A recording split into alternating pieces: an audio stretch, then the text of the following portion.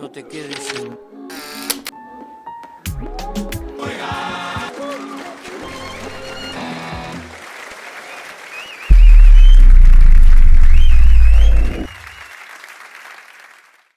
Bueno, hoy tenemos el gusto de contar con Saúl Cabrera en Pegaso. Saúl es consultor y formador de estrategia empresarial especializada en internalización y desarrollo de negocios y en la actualidad es el director para España y para América Latina de la plataforma británica EmuVans. Gracias, Saúl, por acompañarnos. Queremos contar también que Agadu desde abril cuenta con un convenio en que la agregadora EmuVans para socios y socias de la institución. Bueno, Saúl, la primera pregunta que te queríamos hacer es ¿qué valor añadido ofrece EmuVans a los autores en el mercado sobre otras agregadoras digitales? Pues sí, es una pregunta subjetiva porque, como suelo explicar, al final vivimos en un mercado donde hay muchos agregadores y subagregadores, cada uno tiene su plantel de servicios y, por lo tanto, cobra o solicita cuestiones diferentes. Esto es un mercado libre. Entonces, lo que yo siempre recomiendo es que el artista lea las condiciones de cada agregador y seleccione en su momento el agregador que más le convenga. Porque dependiendo a lo mejor del estadio de carrera o de lo que en ese preciso momento requiera el artista o el sello, puede decantarse por un agregador u otro. Desde el punto de vista nuestro de EmuVans, sí es verdad que a lo mejor comparado con el resto de agregadores, ya hablando de agregadores internacionales, ¿de acuerdo? El valor diferencial, y que yo considero que es muy importante, es la atención directa. A nosotros nos gusta estar en contacto directo con el artista o el sello discográfico, de forma que cada uno de nuestros artistas y sellos tenga un agente de cuenta con el que pueda tener una conversación, una llamada, una videollamada, y el artista realmente pueda exponer qué es lo que requiere. Entonces, debido a que vivimos en un mundo a lo mejor demasiado tecnológico, se pierde muchas veces ese contacto humano y no tenemos que olvidar de que al final de cuentas estamos tratando de arte. Entonces, no hay una solución igual para todos los discos. Entonces, tienes que ver con qué artista estás tratando, en qué estadio está, qué es lo que requiere y lo que quiere para su próximo lanzamiento. Entonces, de ahí que nuestro punto diferencial sea ese contacto directo y humano. Claro, bueno, y en esto que vos me decís, nosotros nos preguntamos, ¿cómo los músicos pueden generar un impacto digital como artistas independientes? ¿Qué pautas o qué conceptos básicos hay que tener en cuenta para las plataformas digitales como para que los proyectos en sí de los artistas se consoliden, ¿verdad? Vale. Esta es una pregunta súper amplia, súper amplia. Vamos a empezar por lo más básico. Y lo más básico, y que se le suele olvidar muchas veces al artista independiente, es la planificación. Es decir, es muy trágico cuando te viene un artista con su disco después de meses de trabajo, de composición, de grabación, de arreglo, masterización, y te dice, quiero publicarlo mañana mismo. Y dices tú, mañana mismo. Sí, lo puedo hacer, pero ¿por qué tirar por la borda tantos meses de duro trabajo? No, por favor, vamos a planificar una estrategia de lanzamiento y para ello se necesitan unos tiempos. Es decir, ¿se puede publicar en 24 o 48 horas? Sí, pero no vas a aprovechar todas las posibilidades para realmente hacer un lanzamiento en condiciones y que tengas más posibilidades de alcanzar tu público objetivo, tu nicho de mercado. Entonces, entre las cuestiones es eso, la planificación. Es bueno planificar un lanzamiento con un mínimo de 2-3 semanas de antelación. ¿De acuerdo? Simple y llanamente para poder poner en práctica y hacer uso de herramientas tan en boga y tan básicas como puede ser un preguardado o pre-save, ¿de acuerdo? O poder solicitar a las propias plataformas digitales la inclusión en playlists editoriales de cada una de las plataformas, para lo cual se requieren semanas de antelación. Entonces, para poder hacer también una campaña a lo mejor de redes y que avises a tu público objetivo de que se viene un lanzamiento. Muchas veces, pues también, además de grabar canciones, pues haces un vídeo y entonces pues también tienes que planificar cuándo quieres lanzar el vídeo versus lanzar solo el audio. No, yo no recomiendo lanzarlo el mismo día, por ejemplo, todo. Así que tienes que ir escalonando. ¿De acuerdo? Eso así como lo más básico de lo básico. A partir de ahí podemos empezar a construir y atender a cuestiones que tienen una relevancia brutal, como puede ser la parte sociológica que hay dentro de toda la industria de la música. Porque pese a que estemos hablando muchas veces, por ejemplo, un agregador muchas veces te va a hablar de productos, porque estamos hablando de la parte comercial y más económica, claro, pero no podemos olvidar que estamos tratando con arte. Y por lo tanto, hay un componente humano muy importante que solemos olvidar. el público. ¿De acuerdo? Claro. Exacto. El público, no solo lo que tú quieras lanzar, claro, sino qué público quiere recibir ese tipo de composición artística. Y por lo tanto, buscar ese público. Claro, ustedes asesoran a que ellos trabajen con este plan, como digamos, comunicacional y saber hacia dónde van antes de realizar el lanzamiento. Claro, porque una vez lanzas, ya no hay marcha atrás. Claro. Entonces, ya no puedes, como te dicen algunos, bueno, lo bajamos y lo volvemos a lanzar. Pues se puede, pero ya no va a tener el mismo impacto. Claro, no va a tener el mismo efecto, no es lo mismo, claro. Exacto. Entonces, es preferible hacer una planificación previa. Buenísimo. Una de las preguntas que nos hacemos también es si las plataformas digitales son como la mejor opción para los artistas independientes, y en el caso de que tu respuesta sea afirmativa, ¿por qué? Vale. Es sencillo, la verdad. Aquí yo también lo suelo explicar. Para esto suelo poner una gráfica de los ingresos de la industria fonográfica a nivel mundial y también luego a nivel por país. ¿Por qué? Porque primero, no hay que decantarse por una sola opción. Es decir, esto no es voy a sacar en digital o en físico. No, señores. Es decir, son dos productos con una cuota de mercado y por lo tanto que hay que atacar. Y depende mucho también de qué tipo de público objetivo sea el tuyo. Ahora, la realidad es, a día de hoy, el 80% de los ingresos de la industria fonográfica vienen del digital. Entonces, si hay un 80% ahí de ingresos y tú realmente lo que quieres son ingresos, pues habrá que atender entonces lo que marca el mercado, ¿no? Si la gente está ahí consumiendo, pues ponlo ahí. Luego hay cuestiones también muchísimo más básicas, como tú puedes grabar un CD y llevarlo a tus conciertos, tus bolos, o vendérselo a tus conocidos, pero al final es completamente local. Claro. Mientras que si publicas en plataformas digitales, te pueden oír en China, en Taiwán, en Europa, en el mismo momento.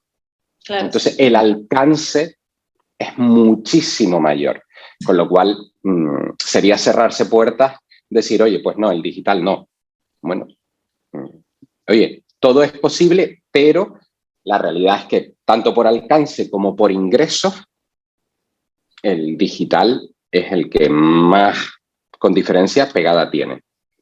Que como digo, eso no significa que no produzca en físico. Claro. Hay todavía un 20% de físico y, dependiendo del nicho de mercado, puede ser importante. Entonces, como herramienta muchas veces de merchant, inclusive. Buenísimo. Esto viene un poco aparejado porque nosotros nos interesa saber, durante la pandemia, obviamente, la industria musical se vio obligada a mermar y irse directamente a lo virtual, o sea, sin eventos, sin show, hubo como un aceleramiento también de la transformación digital. Entonces nos preguntamos, ¿cómo se beneficiaron las agregadoras digitales en este cambio de paradigma? A ver, es que la pandemia ha traído muchísimas cuestiones, algunas de las cuales han sido un tanto pasajeras, otras sí es verdad que han venido para quedarse. Una de las que ha venido para quedarse ha sido la aceleración de la digitalización, y sí es verdad que ahí las agregadoras pues tuvieron un peso, precisamente por eso, porque lógicamente creció el consumo en plataformas digitales, porque ya no podías ir al concierto, ya no podías ir a la tienda de disco a por tu vinilo o por tu CD, y entonces, pues bueno, pues, ¿qué hago? Pues me meto en Spotify, me voy a YouTube, lo que sea, pero está todo ahí. Lógicamente las plataformas digitales crecieron mucho, eso es cierto. No significa, si vamos a entrar en una valoración económica, no significa que el crecimiento no tenga un counterback, es decir, se ha visto que también ha tenido, después de que hemos salido de pandemia, pues que ha bajado un poco, pero lógicamente, a ver, esto no es una cuestión que solo viene por la pandemia, es decir, llevábamos años de digitalización, de crecimiento de plataformas digitales. Lo único que ha hecho es que se ha acelerado. Claro. Pero al final es lo que el consumidor requiere. Es decir, el consumidor quiere oír música en cualquier sitio, en cualquier momento y simple y llanamente con su teléfono móvil. Entonces, eso no significa que no vaya a ir a conciertos o lo que sea, pero también quiere poder estar a lo mejor en la cama antes de dormir y oírse 2 canciones, o ir en el metro, o ir en el bus y poder estar oyendo su grupo favorito. ¿Ustedes vieron un cambio representativo en cantidad de artistas que se hicieron parte de las agregadoras? Como sí, que surgió más. Sí. También es verdad porque una cuestión curiosa en los primeros meses, y es que muchos artistas, claro, con el ritmo diario de los artistas, que a lo mejor, pues eso, entre componer, grabar, esto, lo otro, los bolos, los conciertos y demás, no les quedaba tiempo para nada. Las redes sociales, locura. Claro, la pandemia hizo que tuvieran que parar y entonces dijeron, bueno, espérate, estoy en casa, voy a coger mi material y voy a subir este disco que hacía no sé cuánto tiempo que lo tenía en la gaveta y lo voy a publicar. Y entonces en los primeros meses se vio que realmente hubo un volumen inmenso de publicaciones. Eso es cierto. Bien, un beneficio entonces. Hombre, para las agregadoras y para las plataformas digitales, sí. Y para el consumidor final también, porque al final pues tienes más opciones, tienes más música y puedes descubrir más cosas. Lo único que si no se hace bien, pues lógicamente a lo mejor no te reporta a ti como artista todo lo que querrías. Claro. Sí, que podés creer en realidad en eso que no tiene la eficacia suficiente cuando en realidad es por la manera de cómo fue subido, ¿no? Claro. Exacto, en esto que nos explicaba recién, de tener todo un plan anterior para la publicación de los lanzamientos. Sí, luego hay también cuestiones técnicas, que sí es verdad que me da un poco de pena tener que comentarlo, pero también dependiendo de la agregadora con la que trabajes y los serios a lo mejor que sean, pues sí es verdad que pueden haber fallos en la publicación. Y eso yo me lo he visto muchas veces, de que a lo mejor pues subes tu disco y termina en la página de un artista que tiene el mismo nombre, pero que es un artista que tú haces rock y el otro artista hace vallenato, y dices tú, bueno, pero esto no, por favor, no. Que mis fans van a pensar que yo hago vallenato y yo no hago vallenato. Claro. Entonces, tienes que saber también a lo mejor con qué agregador trabajas para que no tengas ese tipo de problemas que quieras o no te pueden mermar un poco la estrategia del lanzamiento. Bueno, bárbaro. Bueno, una de las preguntas vinculadas directamente con Agadu es saber qué beneficios tendrán los socios y socias de Agadu con EmuBans. Pues sí, aquí sí es verdad que el convenio que hemos firmado, Agadu y EmuBans, es un convenio que está enfocado completamente en darle la posibilidad a todos los socios y socias de Agadu de que puedan llevar sus trabajos a plataformas digitales. ¿De acuerdo? Entonces, tienen la posibilidad de publicar un disco en todas las plataformas a nivel mundial, ¿de acuerdo? Es importante tener en cuenta que no van a tener que hacer ningún pago, ni hoy ni en el futuro. Se van a llevar el 100% de sus beneficios. No hay retenciones fiscales como puede ser el caso a lo mejor de otros agregadores, que sí es verdad que tenemos a lo mejor cierta experiencia con ello, ¿no? Que bueno, suelen ser cuestiones de legislación al final de cuentas, Claro. pero es importante tenerlo en cuenta porque es un porcentaje de tus beneficios, tampoco va a ocurrir. Y, importantísimo, tienes soporte de personas reales. No estamos hablando de vete a los FAQ de la página web y léete, intenta encontrar algo. No, no, no. Aquí escribes y una persona, un agente nuestro te va a responder y va a solventar tus dudas y tus necesidades. Y si necesitas, lógicamente, una llamada o una videoconferencia, pues también se hace para realmente intentar ver qué necesita el socio socia de Agadu de cara a su lanzamiento. Bueno, ojalá muchos socios y socias se sumen entonces. Y bueno, la última pregunta que tenemos para hacerte es que muchas veces los artistas dependen en alto porcentaje de las regalías, ¿verdad? Que generan por autorizar, bueno, el uso de sus obras y entre otras cosas. Para nosotros es importante saber qué lugar brinda EmuBands para los derechos de autor. Vale. Aquí hay que tener en cuenta cómo funciona el reparto digital. Y para ello hay que entender un mínimo de derechos, al final de cuentas. Porque por mucho que la materia sea gris y demás, aunque nosotros estemos trabajando música, que es arte, de base todo es derechos. Y entonces es en función de qué derechos se esté utilizando en cada momento, tienes la posibilidad de cobrar o no cobrar. El mundo digital, de plataformas digitales, dentro de lo que cabe, mira, estas semanas precisamente estaba en el Congreso MAPAS, Mercado de las Artes Performativas del Atlántico Sur, y en una de las conferencias dieron un dato muy importante, y es cuánto reciben los creadores de las regalías que se generan en plataformas digitales. Como decía la ponente, las plataformas pagan entre el 70 y el 75% de lo que se genera.